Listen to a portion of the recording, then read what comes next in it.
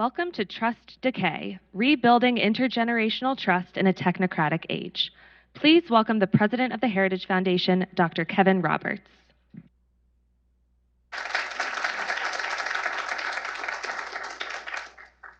Thanks so much. You're in for a real treat knowing our moderator well and the panelists, what they have done in their careers, what they've written about, how they go about their lives. I think a lot of times people who sit in this theater or tune in online expect us to only talk about very specific policy and how we get from the current state of affairs, which is okay in terms of policy, to a much better state of affairs in terms of policy. And we forget, especially those of us who are here in the nation's capital, that there's this world outside Washington, D.C. And it's a world that Yuval Levin, Christine Rosen, Father Bryce Sibley, Dr. Jay Richards, of course, know well, because they would identify as Americans before they would identify as someone who is, even though some of them live here in D.C., being focused on the nation's capital. That's the very point. That for those of us who believe that good policy work and good politics starts with the polity itself, that is to say, the American people, we need to be thinking about cultural and social issues that are upstream from how policy and politics are done in the nation's capital and in state capitals. So today, while not out of character for the Heritage Foundation, is a panel that is designed to get us thinking about that, especially as so much news commentary is about Supreme Court decisions, praise God, as well as midterm elections. I won't say praise God about that. We'll see what happens in January. But all of that to say, it is a distinct pleasure to introduce my friend, my colleague, the director of our DeVos Center, Dr. Jay Richards, who will be moderating today's conversation.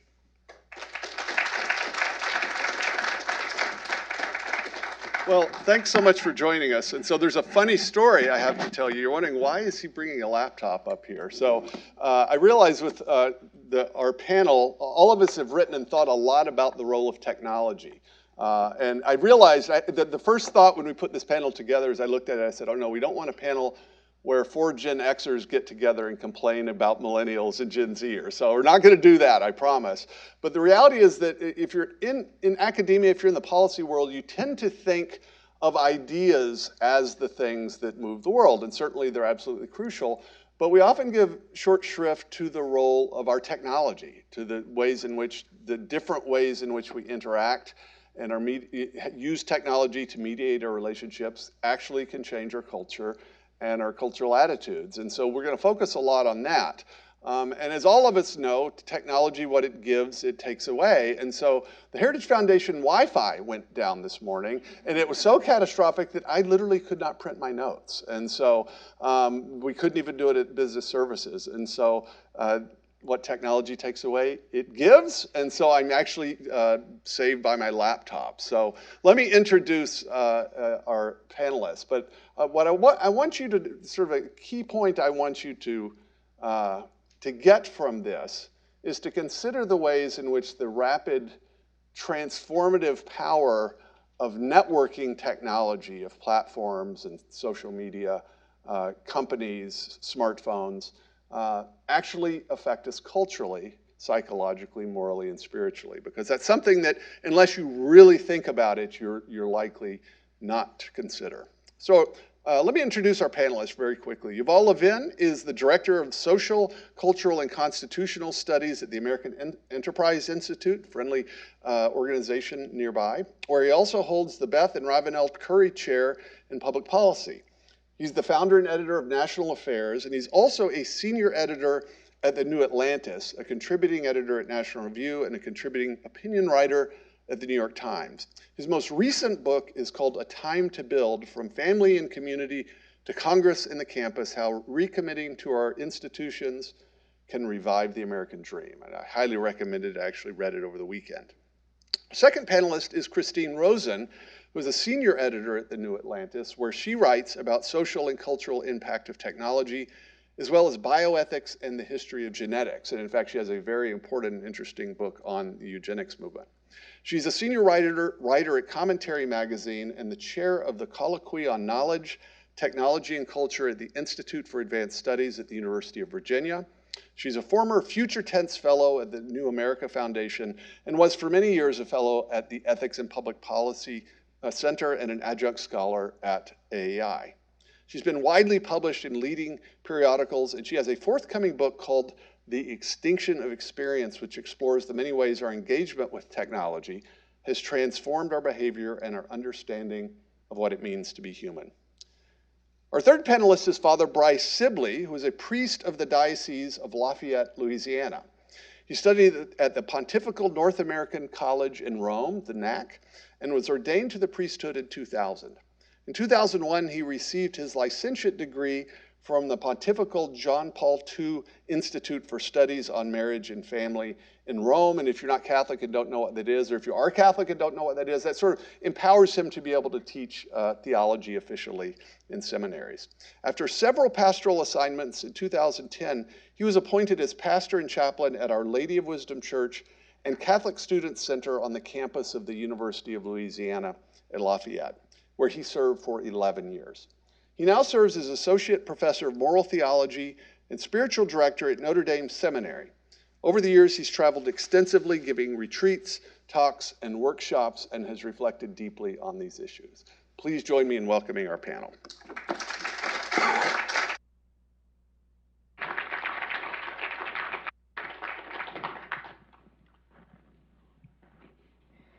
So this is really symbolically significant, right, that I'm having to use this laptop because it's a visual reminder of the way in which our technology mediates our relationships. So I joked about this dilemma of a bunch of Gen Xers. I'm guessing we're all Gen Xers, just, you know, I figured that was probably right.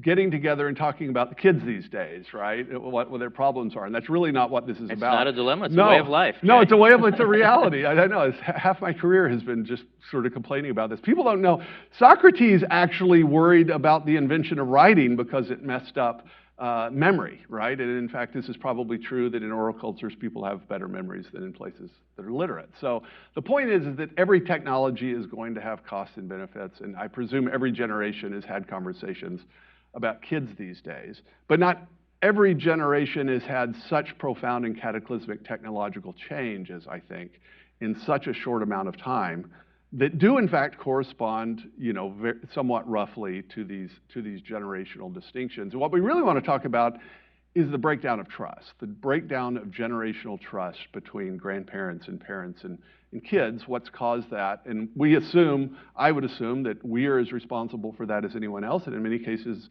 I think it's unintended consequences of the technologies that we have. So Christine, you've talked about the technocratic age. So I've been I don't know if you know, I'm a longtime reader of The New Atlantis, which is a terrific publication. And so say a little bit about that, because this is a sort of term of art that people in DC use. But what does technocracy refer to? Well, the idea is that, you know, previous eras have all had technological challenges and concerns. I mean, you think about what was written when the railroads sort of started to become more widespread. There were all these fears that getting on a train and going too fast was going to create nervous energy that would make people ill. And, you know, we've had all kinds of so-called moral panics about new technologies. It's part of the process of adjusting to these new powerful tools. And of course, there have always been people who were holdouts against technological change, you know, the Luddites most infamously. I think what the technocratic age is meant to capture is the idea that it's not just that we are culturally and socially trying to adjust to the use of new tools. It's that our politics, our civics, and our personal relationships are all now implicated in the use of these technologies, even if we individually choose not to participate in the platforms that they promote.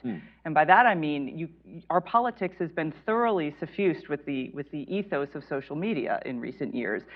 Even if you're not on social media, that affects you as a citizen. So there's really no opting out, as you know, we like to think about it.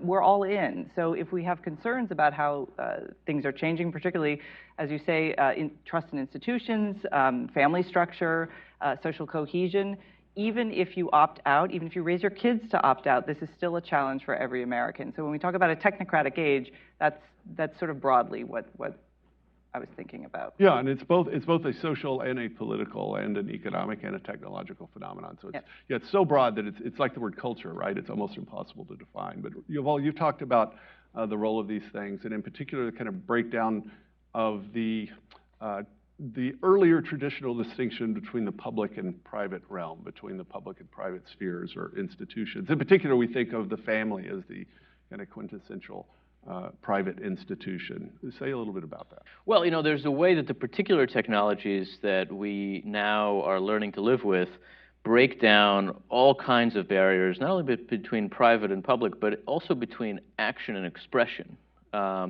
in ways that create confusion within institutions. Institutions are usually frameworks for common action that have some hierarchical character.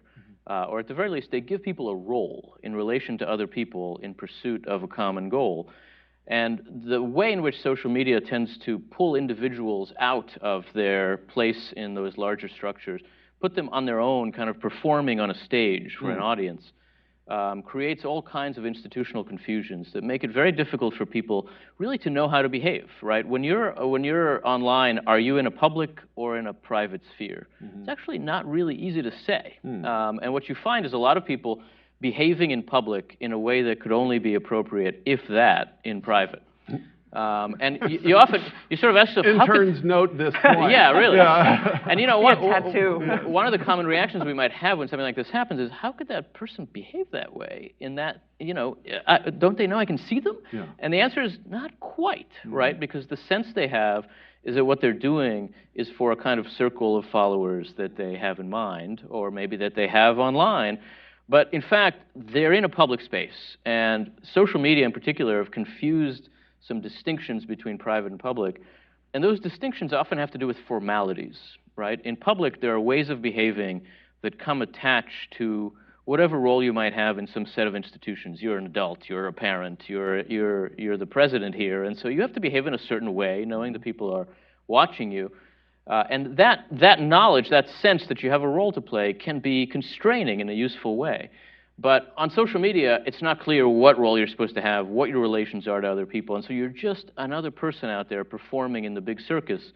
And at the very least, we have not yet figured out how to live with this. I don't think it's impossible that we will ever figure out how to live with this, but some of the problems we face now have to do with mediating our social lives through a new set of institutions that we just don't know where to put in our mental vocabulary.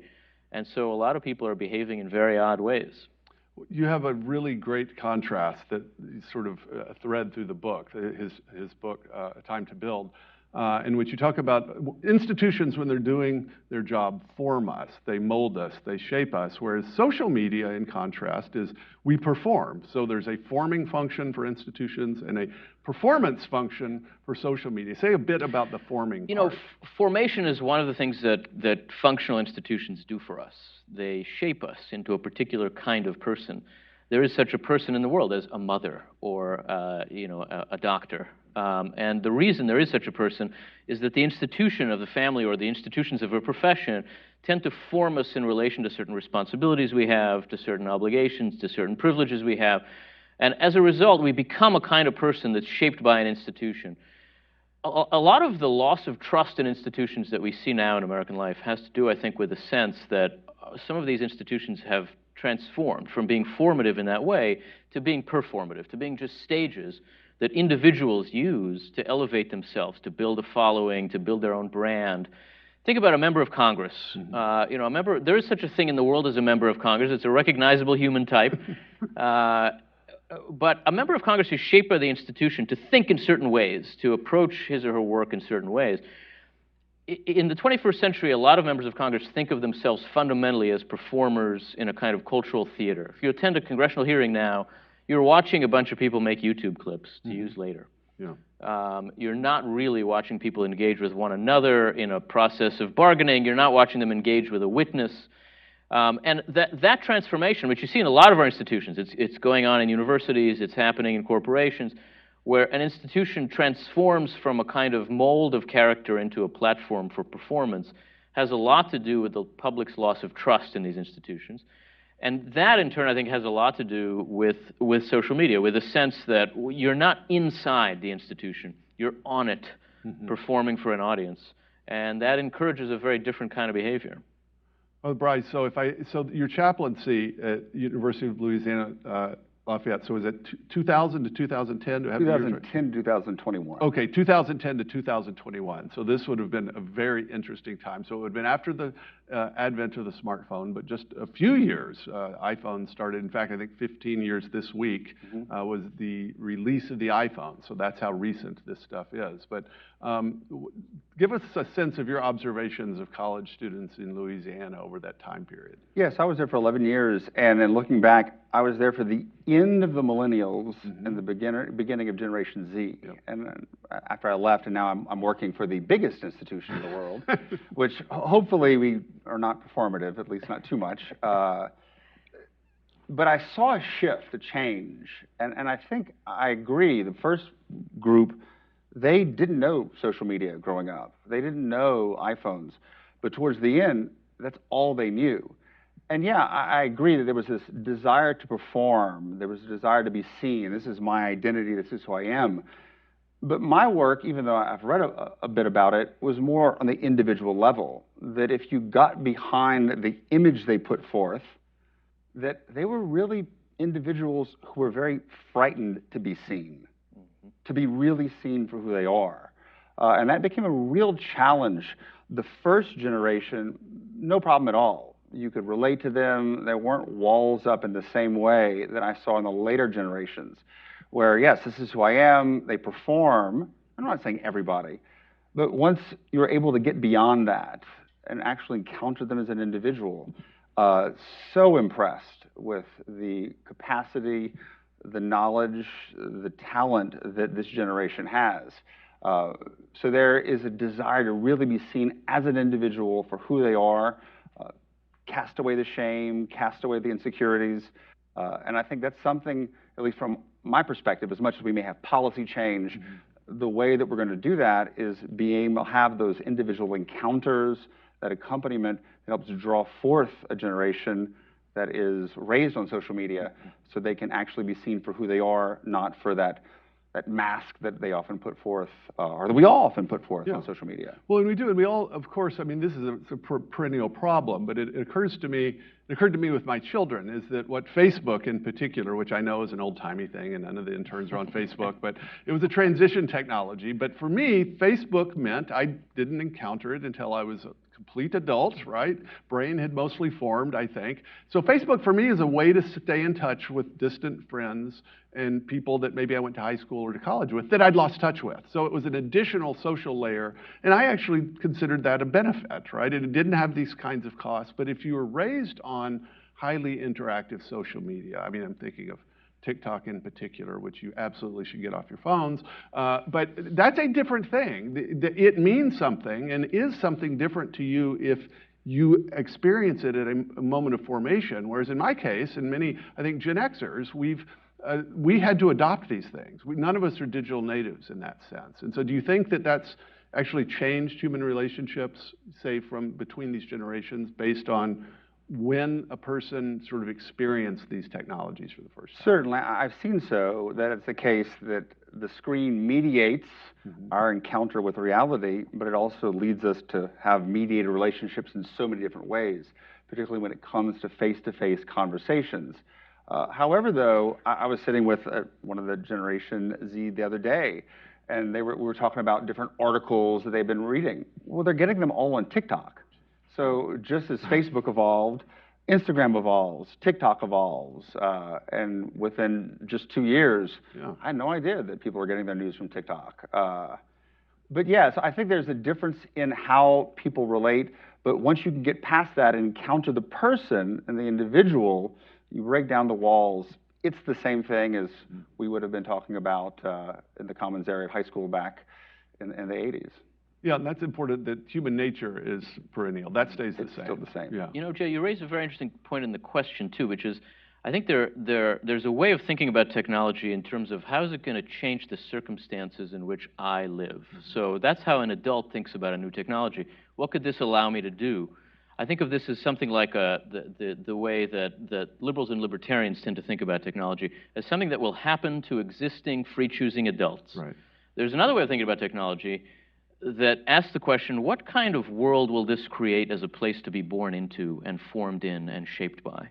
And people who think about culture and cultural conservatives in particular, who think about culture as performing that perennial task of taking the human person who always enters the world as the same kind of thing and shaping that person into someone capable of living in a free society. That means thinking about technology as culture shaping, thinking precisely about how it's going to affect the lives of people who know only the world shaped by this thing. And that's a very different way of thinking about what kind of challenge a new technology poses, or what kind of advantage and benefit a new technology might offer, is how will it shape the world as a place in which the rising generation will be born. I think there was not nearly enough thought as social media was beginning to take shape in the course of the last 20 years to that question, to the question of what will this be like as the only place you've ever known? If the only way you've really known to communicate with your own fellow middle school students is to do it through TikTok, that's a very different place in some significant ways. Not fundamentally different, right? Middle schoolers are middle schoolers. They've always been a mess. There's never been, just a great socially adjusted middle school. But when we think about the ways in which their social interactions, their formation ultimately will be shaped by new technologies, there's no way that parents would have allowed middle schoolers onto social media to begin with if our society had thought about it in those terms. And now they're on, and we've got to think about where we go from here. But thinking about technology in terms of how it shapes a rising generation, I think, is a very important piece of how we have to ask ourselves how the world is changing. And to add to that, because it's a really important point, we have ways of doing this, and we've done it in other realms with very tricky ethical and moral questions. You think of bioethics, right? And you think of any of the discussions around genetic manipulation, there's an idea of giving children an open future, meaning you don't, as a parent, get to manipulate the genome and choose what you want this child's, expect and want and need this child's future to be. You give them an open future. And there's a sense in which the use of social media platforms, in particular at very young ages, is closing off aspects of an open future for several generations of children. There's got to be a discussion about new rights to things like mental privacy because of the data exhaust we all give off every day that can be captured, that can show people who we might not give consent to know this, our emotional state on a moment-by-moment basis, which can be auctioned off to advertisers on these social media platforms. So I'm not trying to sound alarmist and dystopian. That's just descriptive. Yeah. But there's a way to talk about these from an ethical and moral standpoint that I think we have done in other fields that we're long overdue for doing with some of these personal technologies. Christina, so you have had a piece way back in 2004 in the New Atlantis, when you were an intern, high school intern somewhere, right? But talking about cell phones. So for those of you that maybe were not adults in 2004, I think I had a Razor, that's a type of Motorola phone in 2004, and the texting, you had 3 letters per number. I mean, it was very primitive, and I was not worried about cell phones in 2004, but you already sort of saw. So what was worrying? So this is before smartphones, before the tracking map apps and things existed. What were you worried about? Well, the concern at that time was how mobility and the power the cell phone gave people, particularly in public space. I was really worried about social spaces, and and this is all we Gen Xers had this experience, right? It was jarring to be in a social setting and have someone just go with their phone. And you're standing there, you're like, I'm right here, we were having a conversation, and they're spending 10 minutes sending a hi mom text by finding the right buttons on their Razor phone. But it was sort of a shock. It was a cultural shock to see that people could tune out when they were standing right with you. And I know all of y'all are laughing because you do that constantly, right? Everybody does that constantly. The norms have changed. But I felt in terms of thinking about personhood and how people develop a sense of themselves and a sense of their obligation in social space, I had seen some disturbing things, and you started to see, it was the early generation of people starting to put up signs like, please don't use your cell phone here. So it became, if there wasn't a sign, you could use your cell phone. So you'd see very rude people like checking out at the grocery store, like, looking at their phones, and the very nice, cashier saying, can you, here's what you owe, and just all those incremental changes happened very quickly. And again, without a lot of thought about how that changed us as people and how we treated each other, and dignity and respect, and a lot of things that we now are concerned about when we're on our online selves. you could start to see that then. So that was sort of the impetus, is basically me being horrified by how everyone was behaving in public and wondering, why are we acting like this? Because these were nice people. These are people, there was something about the power of that technology that changed their behavior in a way that was dramatic and that rapidly kind of inundated the culture. And this is before, again, we had streaming video. So I think it was it was after that we really had high def good video online. The streaming video was still to come. The smartphone was still to come. The kind of amazing app store was still to come. All amazing things, all of which I think your critique still holds. I mean, you were actually talking about a very primitive version of the technology that was still to come. Father Bryce, you mentioned a book by Peter Davis to me called Dedicated. You said he writes about how we live in what he calls an infinite browsing mode and calls for us to live dedicated lives rooted in the present. What's he talking about there? Well, he's talking about the fact that technology in general, but particularly social media, is sort of this expression of liquid modernity, where we're always moving from one thing to another. Things are changing the way we receive reality, and as a result, we don't really know who we are as individuals. And so he calls for this long-haul heroism, this being rooted in the present moment, in relationships, in things that take time, that put us in touch with reality outside of the mediated reality. I found it very helpful in working with young people and now informing leaders for the church. I have the seminarians read this book, and we have some pretty good discussions about it, about how technology changes our relationships, but our whole way of interacting with the world. But for that book, one of the things that he keeps going back to is the importance of encountering reality, whether it be through gardening or through crafts, but also in real relationships. And to go back to technology and some of the things that you were saying, or we were discussing, one of the things that I saw, and again, I'm sure there's studies about this, that social media has led for, let's say, the younger generation raised on it, a real peer attachment, because communication is so easy. When we were in high school and you wanted to communicate with your friends, you had to get on your bike and you had to ride down the neighborhood and knock on the door to make sure they were home. It's like Stranger Things. Yeah, exactly, that was our job. Exactly like that. It really was. And we had the walkie-talkies. You could talk back and forth if you were lucky. And what it did, it doesn't have the same space for the parental attachment that we had. Yes. Granted, I didn't want to be attached to my parents when I was 13 or 14, but it's almost replaced it now, where kids will look for answers that they may have gone to their parents for, to the internet, to their friends, and probably not the best way to look for those answers and develop relationships. And I think that's where the real intergenerational trust breaks down. I worked a lot, not only was I a campus ministry, but it was a parish. And so I had a lot of Generation X parents and now millennial parents worried about the future. And I said the most important thing you can do, rather than regulating social media or the phone, is build a relationship with your children. Put your cell phone away, and to be able to build up that trusting relationship where you're able to be vulnerable with them, they're vulnerable with you, that produces the healthiest children. And so I got kids generally when they were 18 years old, and they wanted those relationships. They wanted to build trusting relationships. And so I found the space to be able to do that. And so now, I'm almost 50, all of my friends, we hang out, we're all late 40s, early 50s, and then I have a bunch of young people who are in their 30s and 20s that I'm best friends with. Because now the ones that started at 18 in 2010 are now having families, and we get together, and I do consider them friends, because they learned that connection with the older generation.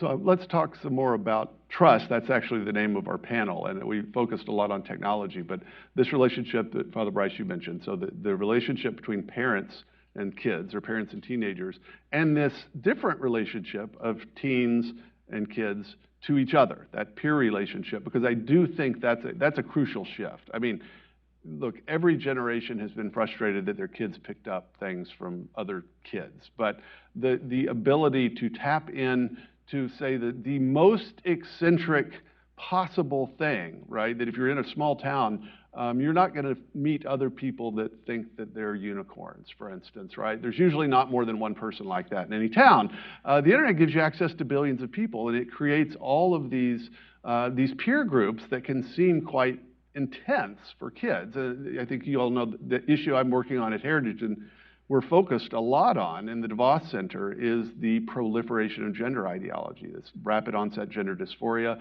which is almost always transmitted by social media, in which a young girl who may have an intact family, may have a mother and a father in the home, may have happy relationships, but she's also the awkward kid in school and doesn't really fit in, and she finds a community online of people that will tell her, you're born in the wrong body, and in fact, there's a pathway to solve this. I mean, what do you do as a parent in a situation like that? I'm not a parent.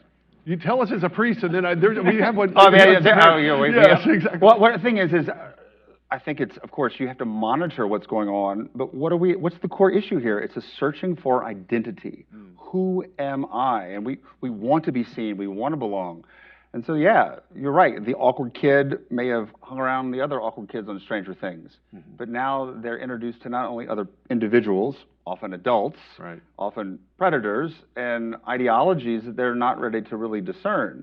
But if you as a parent have built up a relationship with trust leading up to that, then if there are some insecurities, they're going to be more likely, I find, to go to you rather than to buy into a lot of these false identities and false notions of gender and the body online. Christine, you've got teenagers, right? Yes. Well, I would say one thing parents can do is start measuring the opportunity costs of their kids being online and explaining those to their kids. And by that I mean, if you're confused about something and it's much easier to just go to Wikipedia and look up something, or go find a TikTok video about it. And you'd be surprised how many young people it's not just news. I was talking to a young woman the other day whose younger sister, so this is someone who's in like upper elementary school, had decided she never wanted to be a mother because she'd been watching all these TikTok videos about the extreme horrors of pregnancy and all the things that could go wrong, and she was terrified at the idea that one day she might die if she tried to have a kid. This was all being funneled. Obviously, the algorithm was just sending her down a rabbit hole of really kind of hyperbolic nonsense, but she wasn't talking to anyone else about it. So then she called her older sister, and the older sister's like, "That's nuts. Here's some medical stuff you can read. Here's some statistics." But the opportunity cost is the thing that kids can understand. It's like, go play with your friends. Like, get off the computer, go play with your friends. Setting those habits at a young age is important. But the other thing is that the communities they find are real. They feel they are members of a community. It helps them form identity. The problem is that there's no barrier to entry for any of these communities, and there's no responsibility on the part of the individuals who join them, right? So when you're part of a community, you have a lot of benefits of community, but you also have responsibilities to that community.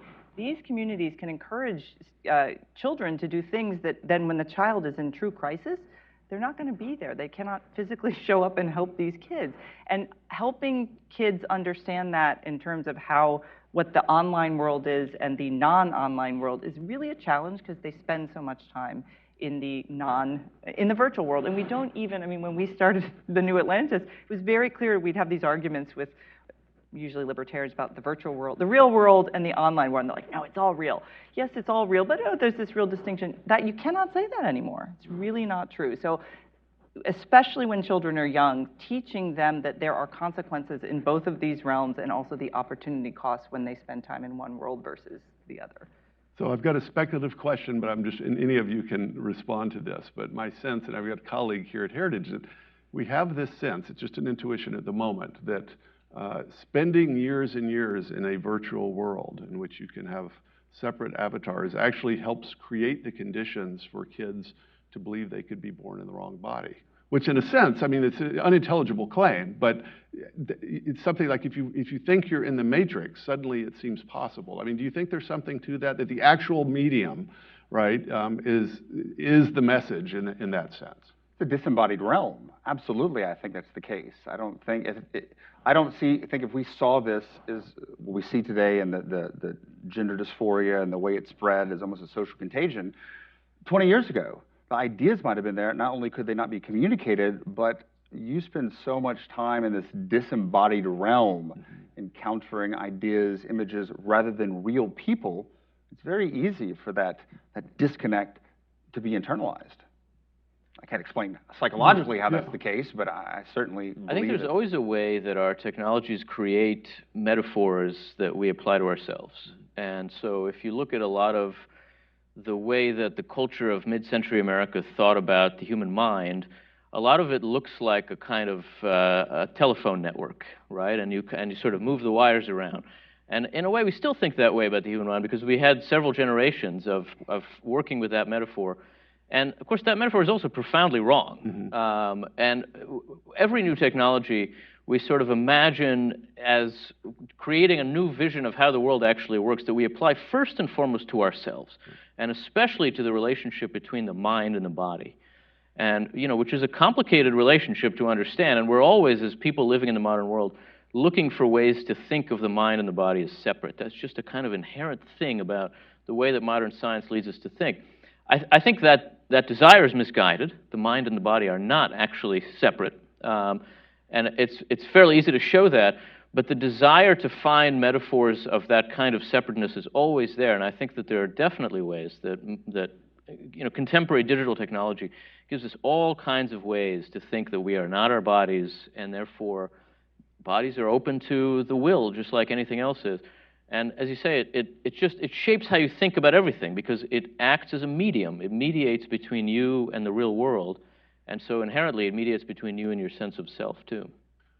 So I think the first order of business is for us to get clear as a culture in terms of how we think about these things and then to adapt to it insofar as we can.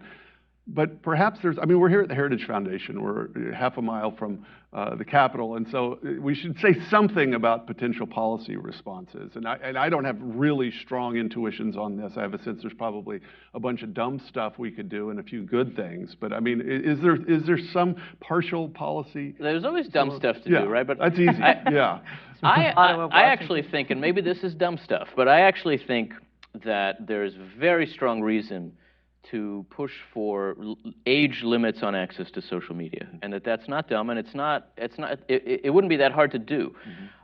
In a way, we've talked ourselves into thinking that the tech questions are really complicated, and many of them are. But the question of whether children should be in the world created by TikTok is not that complicated. The answer to that question is no.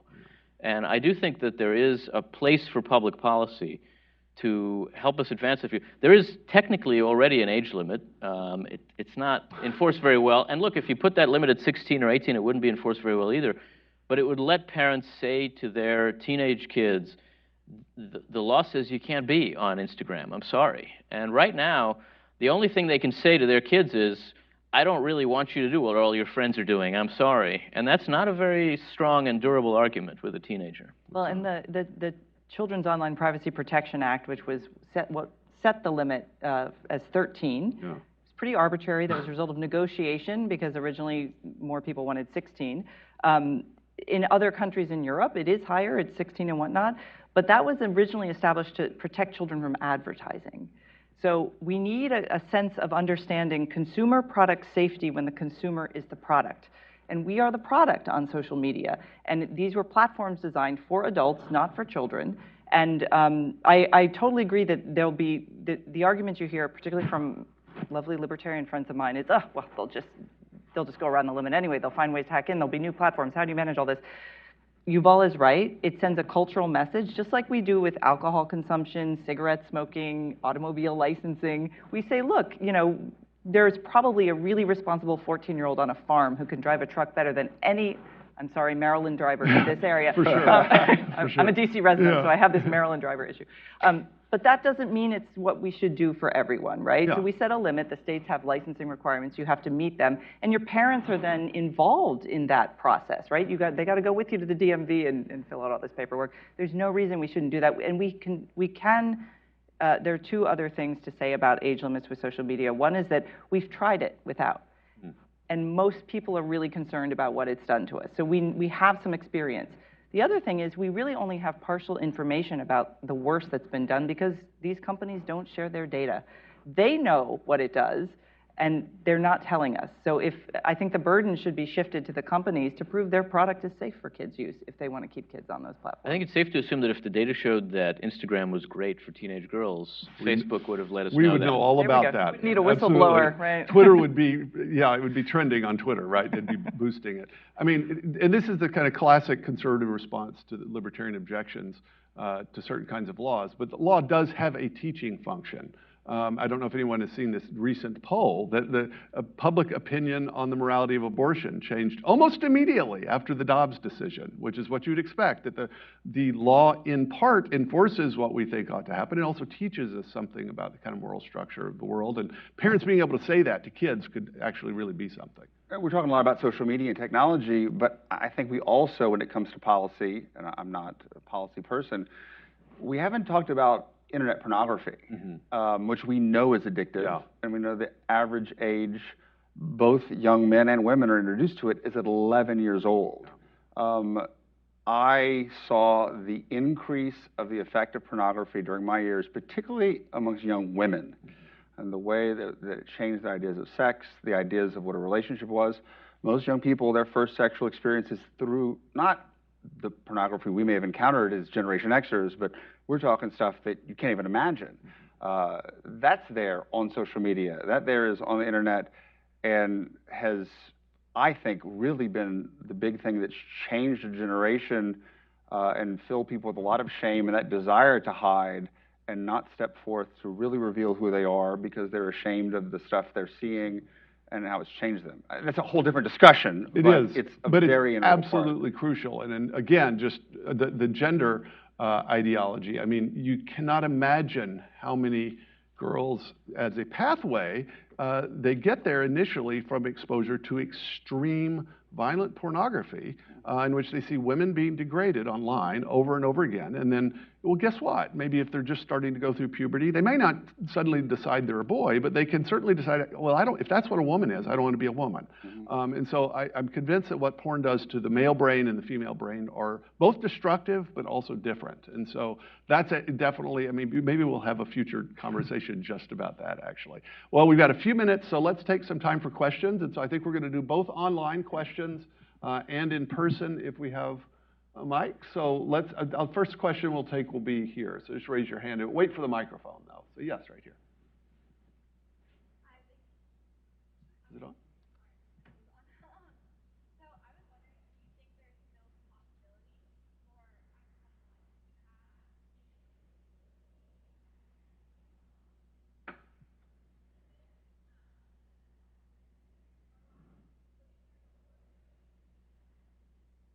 Okay, so if y'all didn't hear that, because I'm not sure the mic is working, but for a 21-year-old, is there still hope for a positive relationship with social media, or should you purge it and go to a monastery? Oh, I think there's great hope because let's say there's a young person who grows up with that experience of the virtual world and relationships, but then what we saw on a college campus creating genuine community. Once they taste that, the real hamburger as opposed to the fake, hamburger made out of plants or whatever, they want the real thing. And so I've seen tremendous communities that have grown up, the desire to connect, whether it be through board games, conversations, different events, tailgating. Once young people experience that, I don't think they want to go back to the fake world. So we have to, I think, as Generation Xers or as boomers, try to create those spaces where they can experience that. And I think college campuses are ideal for that. There's also, I think, when you make that choice at the age of 21, you should make it knowing you're actually simplifying your life in a lot of ways. The decision fatigue that comes from constantly having to be on social media and the tyranny of choice. I sound like an economist, God help me. I am not an economist. But it actually can clear up a lot of mental space. And so the fear of missing something important that might be happening on social media, especially at 21, it's very different if you're 13.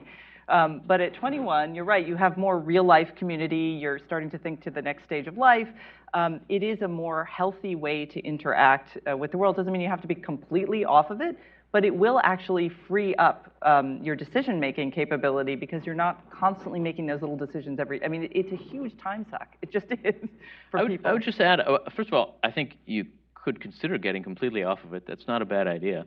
But I also think that there's a way that the fact that you're asking the question is a sign that you could use it constructively, because you understand how it can be destructive and are conscious about how you want to spend your time, how do you want to engage with other people. I think one of the things we've learned from the COVID pandemic has to do with this idea of the difference between engaging with other people personally and engaging with other people digitally. That there is, in what we think of as human interaction, there's certainly an element of just communication, just exchanging information. That's important. But there's also an element of communion, of just being together, that is very, very significant for what we can make of human interaction. And social media totally deforms that element of things. Can give you the wrong sense of what it is, can deny it to you altogether. And in a sense, what's missing when we allow our social lives to be mediated by social media is that element of communion that is just so important about being in real human communities. And so I think if you're aware of that, if you see that, there are advantages to social media. There are great uses for it. But you've got to be very, very conscious about how much of your time you're giving over to it, and in place of what? What is it that's lost? What would you be doing otherwise? And oftentimes that is the kind of real communion with other people that's so important to shaping us.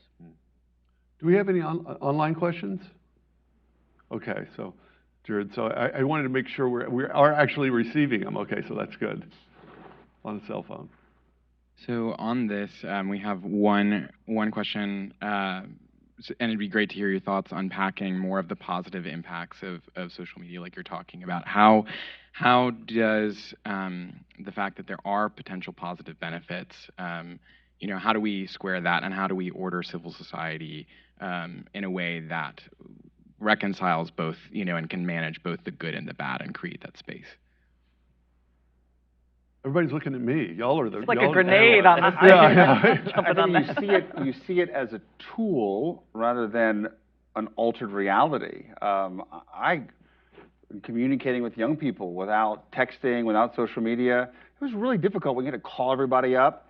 Now, whether it be an idea or an event, you can communicate on social media, and then people show up in real life. I'm not saying you only use it for that, but to ask yourself, what am I doing with this? What am I trying to communicate? Particularly if it's communicating information that ends up with action in the real world. I find that to be the best use that I can see. I couldn't live without it. I think to think of it that way as a supplement, not a substitute for social life, it can be an enormously powerful supplement. It does help you connect with people. The question is, does it shape the way you understand what it is to connect with people? And that's why I think it's particularly important to think about its effect on younger people who are being shaped by it, whether we like it or not. Our culture forms us, and so we have to think about how. And to be the Luddite on the panel, which I always love to be, think about the social media platforms you choose to use, because they are designed to actually exacerbate not always the better angels of our nature. Engagement is the only thing that matters. What gets you most engaged? Fear and anger, always. That's going to be better than the, happy puppy videos are all well and good, but getting really annoyed with someone enough that you start, tweeting in reply or whatever, that's actually what these platforms are designed to do, because that keeps you on them. Also, realizing that it's not the real world. I mean, it's very, in Washington media culture in particular, the idea that Twitter represents anything other than an extremely small minority of angry people with too much time on their hands and a lot of privilege is taken for granted outside of the Beltway, but drives policymaking here, and that's horrifying. No, absolutely. I mean, yeah, this is the sort of dilemma is that, I must confess, I find this indispensable for doing my job. And in fact, I generally benefit from Twitter, but it's because I've highly curated it and decided so that, you can discover things 25 minutes before a news source has it. This is the problem, is we've got it. We got to figure out how best to live with it. Got another question? Who has the microphone? Right here. Hello, J.P. Hogan, a writer, citizen, Rosebud. You've left something out in the intergenerational. We've had counterculture that you aren't talking about, the Harry Potter books, 7 years of things. That is counterculture to this tech that happened, wanting people to have it to rival religion. Harry Potter sits aside as something that came out as counterculture, but isn't spoken about as that. So for the intergenerational, you have something that was 7 books, not 7 seconds.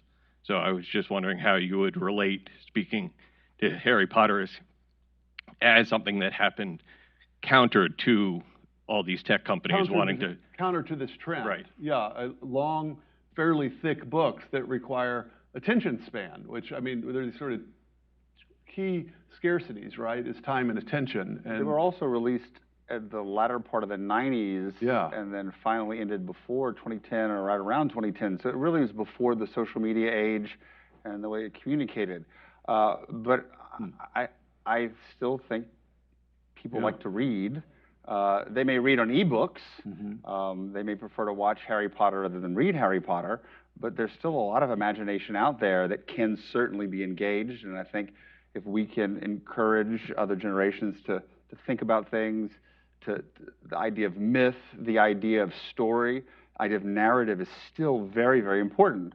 That's why people still go to the movies, and that's why we spend 8 hours a day watching Stranger Things, season 4, you know. Binge watching it. No one does that. So, yeah. But the thing is movies are out for the younger generations. It's these longer, sustained narratives. I can't sit and watch all of that. I want to watch my 2-hour Top Gun. But so, the younger generation probably can sustain longer, complex narratives than we can. I think it's a great sign of hope, as long as cultures are telling stories. Now, granted, some stories are better than others, and people are engaged in that. I think it's fantastic.